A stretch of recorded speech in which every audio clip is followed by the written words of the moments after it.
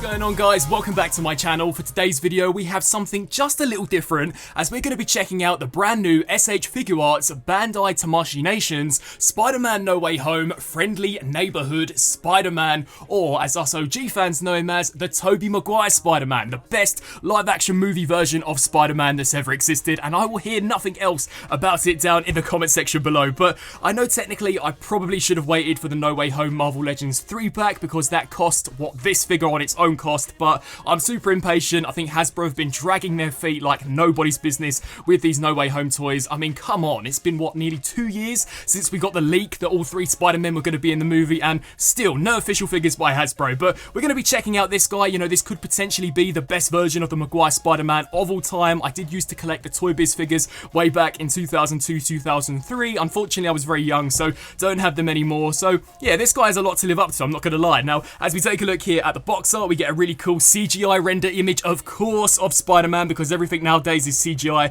then as opposed to practical suits like it was in my day. Here along the side, we get some close-up shots of the actual figure, and the back of the box showcases some pretty sick looking poses. So let's crack this guy out here. You know, this is kind of a guilty pleasure of mine. Always been a big fan of the Tobey Maguire movies. Was so stoked to see him back in No Way Home. So yeah, let's check out this. This is one of my first Maguire figures in well over a decade. And here we have the Friendly Neighbourhood Spider-Man, and guys, I'm pretty impressed. You know, as I said, this was the Spider-Man that I first grew up with as a kid, and to see this action figure be so poseable and so detailed really does hit the geek spot for me. Now, I've got to be honest with you, I'm kind of a novice when it comes to Bandai Tamashii Nations or S.H.Figuarts. I'm not sure which is the correct name to call them by, as I only own their Godzilla vs. Kong figures, so don't really know the ins and outs of what makes a good figure by them. But in terms of detail, articulation and accessories, for the most part, I think this figure does deliver on all fronts. So as we take a look here at the suit, I do believe primarily in the movie the suit was CGI, which kind of sucked. You know, in some angles it looked horrendous, and I think this figure is based upon that. So, you know, the face does look a little different when in comparison to the Sam Raimi trilogy, but you know what, it's close enough. And in terms of the texture, it looks sick. I mean, you can see for the red of the mask, that looks nuts, and I like the silver metallic web lining that we have here for the whole upper body. That looks insane. You know, we get the classic, the OG, the proper live action movie Spidey logo smack bang in center. I mean, this is how it always should look. I think this is the best one yet. As we come around here to the back, you know, we get a really nice design here for this one, classic red as it should be, and the texture they've applied to the blue pieces too looks pretty impressive. You know, it's a little jarring to see the smoothness of the elbow joints, but I think that's just the way the figure's been engineered. You know, had they sculpted it, you probably wouldn't be able to get the range of articulation that you can out of it. And I also like these kind of filler pieces. You know, you can move them forwards and backwards depending on your preference. So yeah, overall, a very nicely painted and sculpted looking Spidey, even here for the boots. You know, I think they look pretty cool, very similar to the issue I have with the elbows. This piece here, the ankle, does look a little ugly because it's untextured, but again, you know, it's an action figure. They can't work miracles like they can with Hot Toys. Now, as we get stuck into the articulation, I think that's what really makes these Tamashii Nation figures impressive. He's actually super poseable, so we do get a really nice ball joint here out of both the head and the neck, which allows for a fantastic range looking up and an even better range looking down. Trust me, I'm going to try my absolute best to put this guy in the best dynamic poses I can get him into, just to truly show you how articulated he is. But there's also a hinge joint going left to right using those ball joints, so yeah, that's really sweet, and of course it can go all the way around. In terms of the armpits, I think they are a little ugly depending on how you have them risen and lowered, so if you have them low, yeah, I don't think that looks very good at all. I personally would recommend always shifting them upwards. It just makes him look a little more in proportion with himself, and you know, just a little more accurate to the movie. But we do get some decent butterfly joints. I will say the range of motion going back isn't as far as I personally like. You know, there is quite a bit of plastic here, which I think, you know, they could have taken advantage of just to push this back a little bit further. So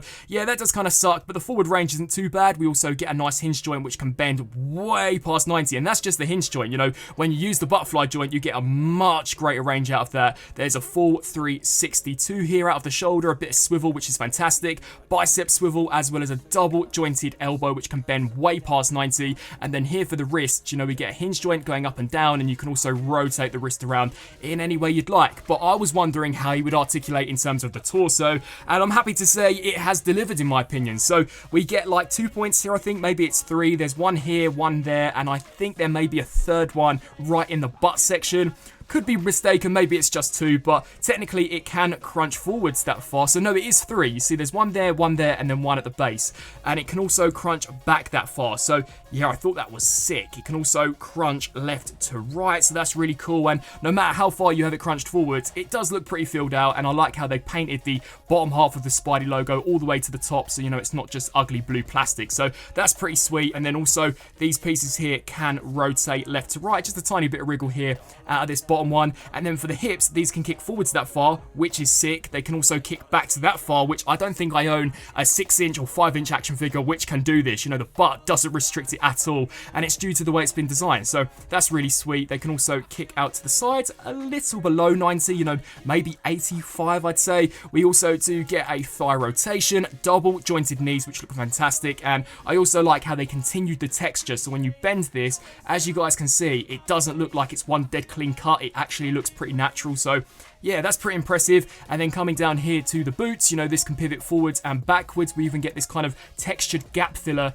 just to hide any of the ugliness of the joint. So yeah, that's pretty impressive. There is a bit of toe articulation, which we don't tend to see ever on Spider-Man figures by Marvel Legends. I think there's like one, which I'll bring out for a comparison in just a second. And there is also some ankle pivot. So yeah, really poseable figure, as you would expect from Spider-Man. And I'm very much so happy to get this guy into the collection. Although I will say some of the joints feel a little loose, especially this leg. As you guys can see, it doesn't take much at all to knock it. So maybe I need to tighten it up. Not too sure if that's how the figure is supposed to be. And another thing, as you can see, they also textured this hip joint, so it looks pretty natural during posing. So to get to the heads, what you're going to want to do is take the neck and pop it clean off. As you can see, it is a peg, so it's not a ball peg, by the way. It's just a static peg that you attach the head onto, which is the articulation.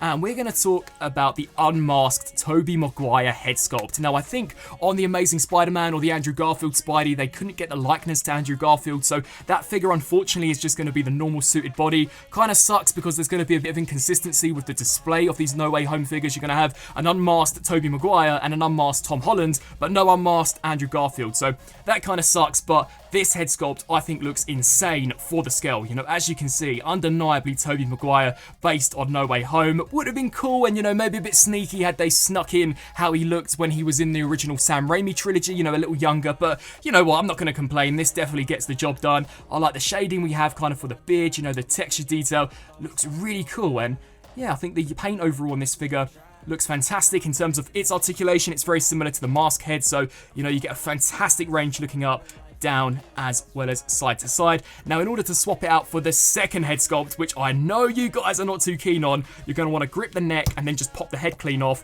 And then this one does simply peg on like that.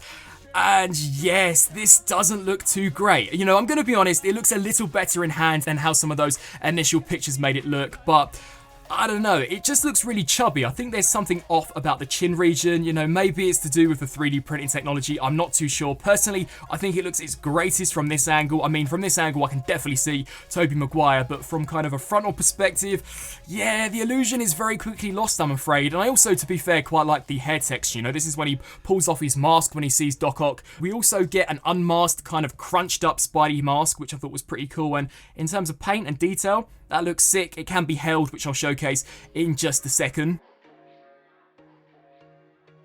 As this guy comes with so many interchangeable pair of hands. So straight out of the box, you will receive these pair of fisted hands, which too have been painted and detailed really nicely. But he also comes with a pair of dynamic display hands, which I think are my favorite because they're just so versatile in terms of how many poses you can pull off with these hands. And yeah, they look cool. You know, I guess they kind of act as the wall crawling hands because he doesn't come with a pair which kind of have gripping pointy fingers. They're okay. I mean, in terms of the paint detail for the palm, I think that's pretty sweet. And the same can also be said here for the back. Also included are a pair of kind of command hands, pointing fingers, I guess you could call them. I guess this is to recreate the Spider-Man meme, which unfortunately we can't do unmasked because, as I said, that Andrew Garfield face sculpt won't come with the Amazing Spider-Man figure. But yeah, anyway, they're pretty cool, you know, much like the other ones, very nicely painted. There's also a pair of kind of web gripping hands, or I guess you could say maybe thumbs up hands. These are pretty cool. I mean, they have a slot in the top for us to insert the webs, which I'll showcase in just a second. So yeah, you know, they're very convenient for web slinging poses. There's also a pair of kind of gripping relaxed hands for us to hold on to the unmasked face sculpt, which I thought was pretty cool. You know, we do see him hold the mask in the movie, so yeah, they're quite a nice inclusion. And finally, we get the most iconic pair, those being the web shooting fingers, which look really cool in terms of their sculpt work. You know, much like the rest of the figure, we get the really nice metallic silver web lining around the suit. So yeah, they're great. Now we may as well touch base with a few of the web accessories. Now these are super transparent. I mean, in terms of me holding them in the review station, they pretty much go invisible. So I'll very quickly give you a close up. This one is very big. You know, this is the longest out of the bunch. This can be used for those kind of web gripping hands, which I showcased previously. So yeah, that's pretty awesome. Definitely pretty sick for photography. We also get a smaller one here. So this is kind of a web burst. As you guys can see, we get the kind of pointy pit here at the front. And the way this integrates is pretty sick. So what you're supposed to do is pop off one of the shooting web hands and then just slide this here over the top. And now this can be a little fiddly to do because you're then meant to place the hand back over, and that peg is so thin. So let's see if I can get this right. There you go. So as you can see, he's shooting a web out of himself, and that's what I've always loved about the Maguire Spider-Man. He doesn't run out of webs like the Tom Holland or Andrew Garfield one. I know it's inaccurate to the comics. And then finally, you know, we get 3 of which are pretty much the same. So we get this kind of medium-sized web, and then finally 2 very small versions with minuscule detail. I mean, as you can see, you know, they do have a bit of definition to them, but not by much at all. Now, when it comes to size comparisons, as I said previously, I don't really own that many S.H.Figuarts or S.H. Monster Arts figures, so here we have him alongside the Godzilla vs. Kong, Godzilla and King Kong. And then finally, we have him alongside 2 Marvel Legends figures, both Spider-Man related. So we have the Tom Holland Peter Parker, and then we have, I think it's the Amazing Spider-Man that came in that Spidey and MJ 2-pack, which I think is the best Marvel Legends Spider-Man we've ever got. On the articulation on this guy, you know what, could maybe rival this figure in terms of the price point. But yeah, I just thought I'd just give you the comparison, you know, in terms of what you can expect for height-wise. He is a little smaller. I don't think he's going to scale with Marvel Legends figures all that well, but if you were to pose him, you know, maybe hanging around some of your Marvel Legends figures, if he was in a dynamic pose, I think maybe you could kind of fudge it. And wrapping up on this review for the S.H.Figuarts Spider-Man No Way Home, Friendly Neighbourhood Spider-Man, aka Tobey Maguire Spidey, the best one yet. I think in terms of the figure, I'm pretty impressed. You know, like I said at the beginning of the video, I'm kind of a novice when it comes to these Bandai Tamashii Nation figures because I only own like 3, those being the Godzilla vs. Kong ones, so you know, it's not really comparable to a humanoid Spider-Man, but I'm pretty impressed. You know, the detail in the paint I think is pretty top notch, and the articulation is fantastic. You know, I really do think that's S.H.Figuarts' bread and butter, is the articulation and the engineering. This is a Spider-Man and you can get him into pretty much any pose that you'd like in a matter of seconds because the joints are just so nice. If I were to be critical, I wish that other unmasked Tobey head was a little more accurate. I mean, the kind of grinning expression they were going for looks terrible. I'd love to get your thoughts down in the comment section below. What do you guys think of this review? Again, I apologise if it seemed a little amateur. Like I said, I don't tend to review action figures all that much over on the channel, and until my next video, I'll see you then. Thanks for watching.